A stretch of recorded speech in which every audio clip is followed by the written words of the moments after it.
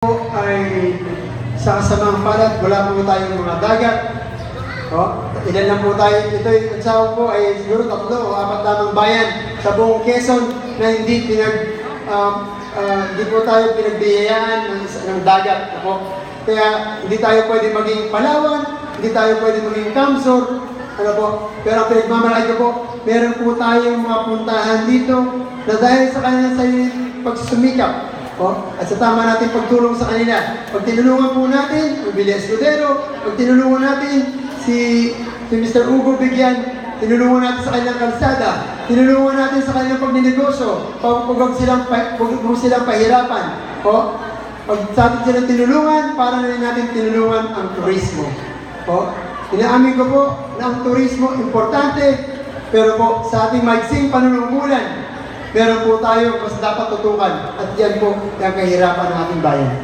Maraming salamat po, Mayor Di Kumali, Mayor Presa. Alam niyo po, napakapalad ng bayan ng Chaong sapagat meron po tayong isang lawa. Ngayon ay matalagang ng pinagmamalaki ng ating bayan. Noong tayo po yung unang manungkulan, unang araw pa lang, ako'y kumuha ng mga taong makakatulong natin. Bakit pinabayaan ito na matagal na panahon? Ngayon po makikita niyo ang Tico Blake. Talagang yun ay aming ginasusan at nakikita ng taong bayan. Ang dami pong humahanga. Unti-unti nabibigyan natin ng magandang programa. Ang isang kayamanan na pinagmamalaki ng bayan ng Chao. Ang Tico Blake po ang mag-uumpisang punta. Maraming salamat po, Mayor Ramon Presa, Mayor Di Kumali. Matagal na pong programa, matagal na pong inaaral ng ating bayan, pamahalang bayan, ang Tico Blake. Ano pong ginawa natin? Lahat po na nag-uuling doon sa paligid na yun. Lahat na nagsusunog ng mga punong kahoy. Ginawa natin casual ng munisipyo. Ginawa natin tigabantay ng lawak para po hindi masira ang Tico Blake. Kausap ko po, yung mga dating mga nag-uuling na ating pong ginawa casual, wala na raw po silang trabaho ngayon. Kaya po, balik sila sa pag-uuling. Kung yan po ang pagtulong natin sa Tico, hindi ko po alam kung sinasabi. Maraming salamat po, Mayor Di Kumali. Mayor Ramon Presa. Ang dami na pong naubos na pondo dyan sa Tico Blake Land. Noong pong ako'y manungkulan, nakita ko po. Pero ngayon po, kakaunting halaga na ipatupad namin kung paano natin na-develop ang Tico Blake na talagang kayamanan ng ating bayan. Pagpapatuloy po natin yan sapagkat yan po ang magiging susi ng turismo dito po sa ating bayan. At kunti-unti na po nakikita ng ating mga kababayan lalo na sa lalawigan. Kayo po inaanayahan namin sa maiksing panahon ng panunungkulan, talagang depende po natin. Maraming salamat po. Tapos na po ang 30 segundo. Any last words, Mayor Di? Maraming salamat po. Mayor Ramon Presa, ito po ang aming katanungan para sa larangan ng turismo.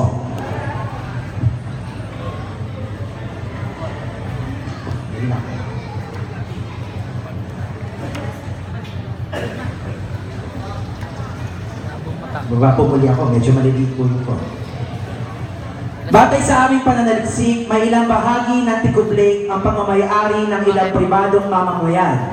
Sakaling may sakatuparan ng pagpapaunlad sa nasabing lawak bilang pangunahing atraksyon sa ating bayan, nangangailangan kumuha ng ilang bahagi sa kanilang pamamayari bilang daan para sa mga turista. Ngunit, hindi sapat ang lupang nais nilang ipagkaloob. Ano ang aksyon na maaari nilang gawin hinggil dito? Yan po ay nakipag-ugnayan kami sa mga nagmamayari sa palibot po ng Tico Blake. Alam niyo po, ang Tico Blake ay meron pong isment yan. Kung hindi ako nagkakamali, may 20 meters at meron pa pong additional na 20 meters na yun naman po ay hindi pwedeng paglagyan ng miskin na anumang structure sa palibot ng bungangan ng Tico Blake. Dito po sa aming pakikipag-ugnayan, sa magandang paliwanag po na ating ginagawa sa lahat po ng nagmamayari ng lupa, sila po'y sumasang-ayon na sila po ay magbahagi. Kagaya po nung nagmamayari na si... Recto. Sa mga... Hindi, sa yung Amerikano.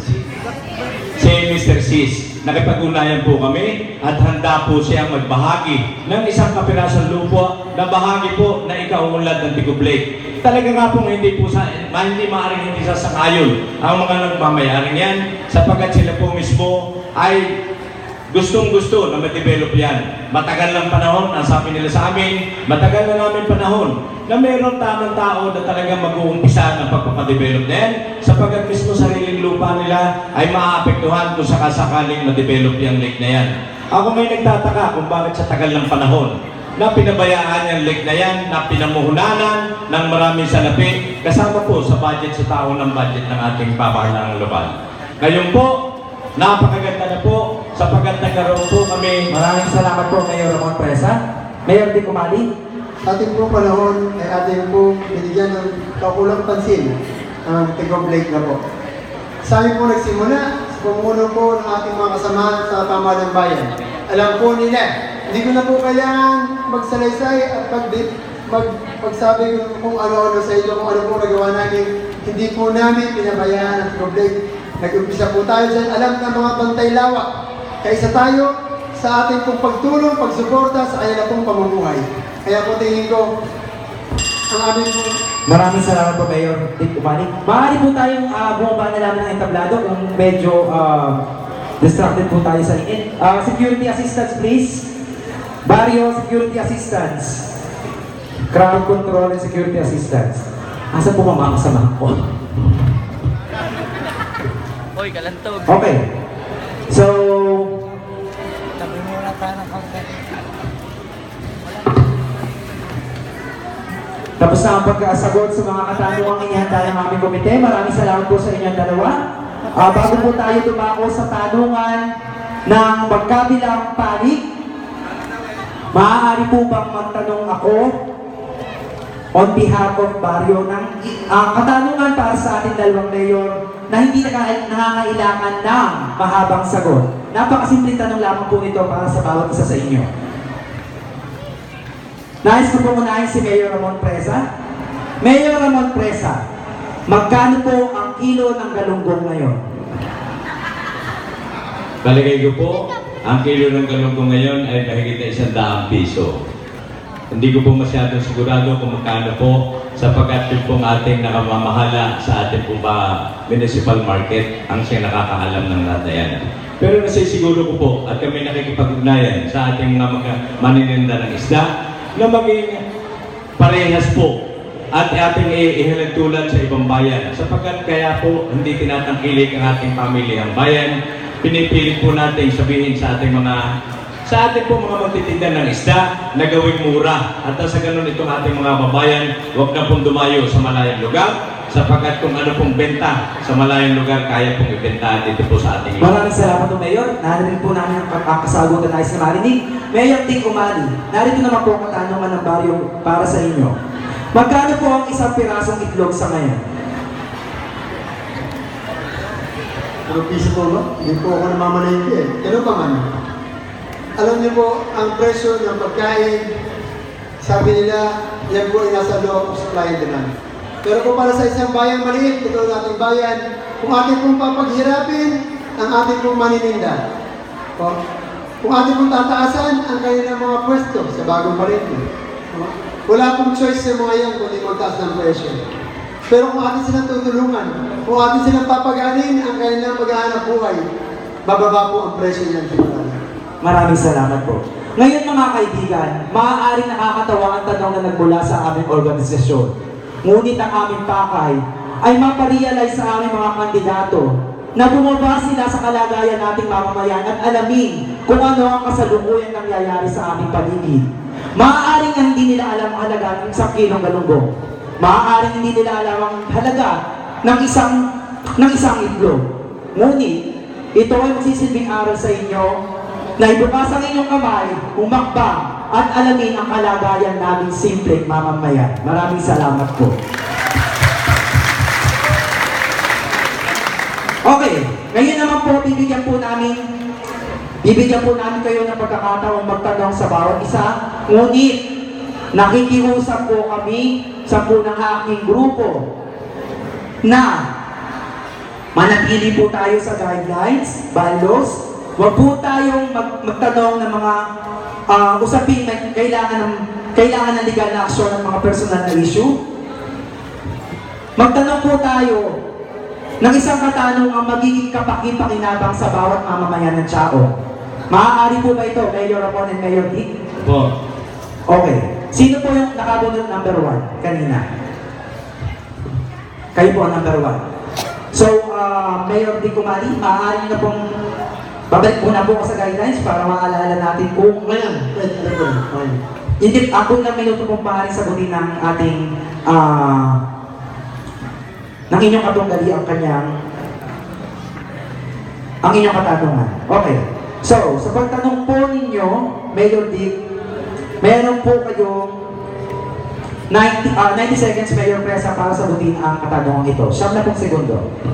Simple lang po ang katanungan ng inyong lingkod. At ito po ay gawin natin objective. Wala pong personalan, wala pong kung ano. Para lang po marinig ng taong bayan. Ang tanong ko po, sa inyo pong nakalipas na halos 3 taon, magbigay po kayo ng programa ng munisipyo. Programa ng munisipyo, ibig sabihin galing sa pondo ng munisipyo, na hindi nyo tinulag sa iba. Hindi po nyo tinuloy, hindi nyo po ginaya. Na masasabi nyo inyong kayo ang nakaisip na napapakinabangan ng matagal at mararamdaman ng ating pamilya sa ungin na ito ay may kaginhawaan sa kanilang buhay. Marami pong salamat sa inyong katanungan. Alam niyo po, ang isang programa na ginawa ko, simula po nung ako'y manungkulan, ay manungkulan ng isang malinis at tapat na panunungkulan. Ano po ginagawa yan?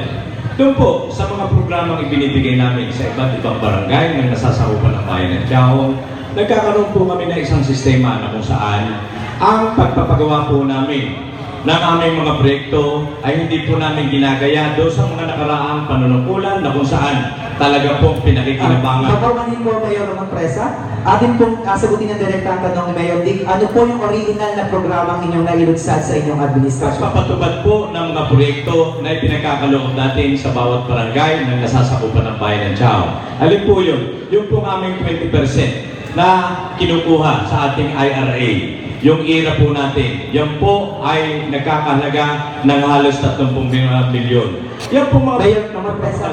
Pawanin po, oras na po. Maging direkta po tayo sa kasagutan natin para sa katanungan ni Mayor Dick. Inuulit ko po ang tanong ni Mayor Dick. Ano pong original daw na programa o proyekto na inusan nyo sa inyong administrasyon? Meron po kami, kaya ko sinasabi, malinis at dapat na panunungkulan, sapagkat sa loob ng 2 taong panunungkulan, nakaipon kami ng savings na halos 75 milyon na kung saan ang programa po ng pagpapagawa ng mga evacuation center. Hindi po yung COVID code. Evacuation center na gagamitin ng ating mga kababayan kung sakaling magkaroon ng mga bagyo at mga lindol na pwedeng hipuan ng ating mga kababayan. Pagpapailaw po sa ating mga kababayan na halos 20 sityo na nasasakupan ng bayan ng Tiahong, 50 taon na po ang nakalipas, inaasahan ng ating taong bayan dahil sa aming pagtitipid, nakaipon kami ng malaking halaga at yung programa po yan, ipinatupad po, galing po sa nasarang naman ng kapanagay. Pawanin po, Mayor Ramon Presa. Ito po hindi po natalakay sa paksa. So, ang base po sa naging sagot ni Mayor Ramon Presa, ang original na plano na kanya nagawa ay ang mga evacuation center. Pwede po sagutin. Ang sinabi ko po, ano po yung nagawa na? Kasi po, 3 taon rin sa kulang-kulay. Dapat po, inagawa na meron pong kahalagahan sa buhay ng ating pong mga pamilyang saungin. Simple lang po yung tanong ko, ano po ang programang nagawa na sa loob ng 3 taon na kanya? O matasabi niya na kanya, yung electrification po, nagawa ko po yan. Ako po nagsimula yan. Kaya ko po patunayan yan. Yung po, simple lang po ng tanong, ano po yung masasabi niyang programa na kanya? Hindi. Tapos ako na 2 minuto, Mayor Presa.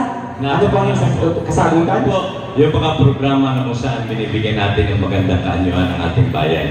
Alam niyo po, kaya tayo nagkaroon ng malaking pondo ay ating ipinaayos. Ito pong ating bahay pamahalaan na talagang wala pong inutang yan. Binigyan natin ng magandang kaayusan. Ang ating pong kapalian, lalo na po sa lahat po ng lugar ng 4 na poblasyon, talagang nagkaroon po tayo ng mga rehabilitation ng mga kanal na kung saan pinipilit natin pagandahin ng ating bayan sapagkat yan po ang magiging susi para magkaroon ng tiwala. Yan. Tapos na po ang 2 minuto. Mayor Dick Umali, may nais po kayo. Ito na po ang huling pagkakataon para sagutin ang mga kasagutan niya. Ang tanong ko po ay sana tanungin ng ating mga kababayan sa kanilang sarili. Nasagot po ba ng paggawa ng mga kanal, ang pag-angat, pagkaramdaman niyo po ba ang kaginhawaan sa inyong araw-araw na pamumuhay? ng mga sinasabing mga kanal. Kung yan po ang sagot nyo,